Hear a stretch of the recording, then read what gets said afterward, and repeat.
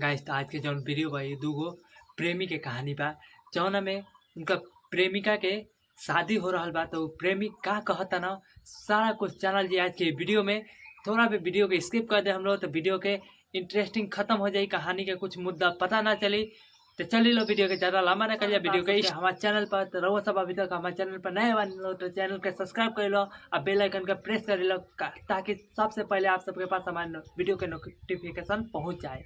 Guys तो video के start कर जा। और का कहता रही इनका प्रेमिका के जब शादी हो रहा बा तो कहता रही कि लोरवा ना धारा सोना बंद कर रोना धोना भूलम ना ताहरे एहसान के। लोरवा ना धारा सोना बंद कर रोना धोना।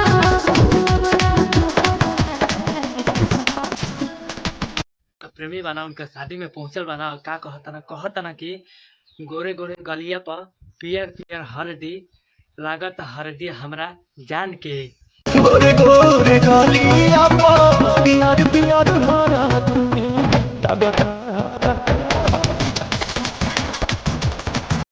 गाइस तो जौन प्रेमी बनाऊ का कहता ना कि भोरे ही विदाई हुई है धन मोरा पराई हुई है ले जाई दूसरे से नूरा डाल के। भोरे ही विदाई हुई है धन मोर पराई हुई है ले जाई दूसरे से नूरा डाल के। प्रेमिका का कहता रही कि होत ना पिया हमारा मन से सुननी तो लागल दिल में छन से।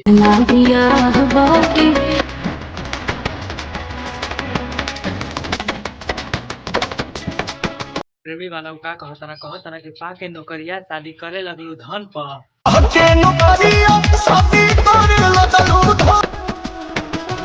और अपना प्रेमिका से पूछा था ना कि बोला का कमी रहे धन हमारा पसंद पर।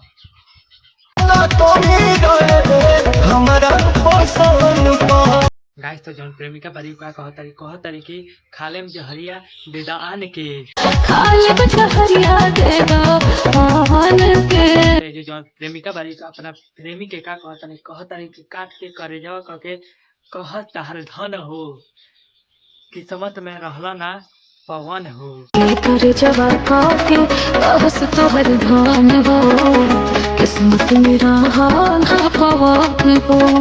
गाइस प्रेमिका के बात सुनला के बाद जी जौन प्रेमी बना का कहता कि जा जान जा अपन दुनिया बसाव हमके रोआ के केहू और के हंसाव।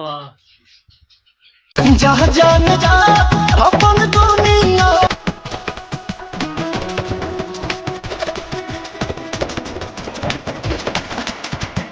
गाइस तो जौन प्रेमिका बारी का कहता रही कि उठी डोलिया होते बिहान के। डोलिया होते बिहान के।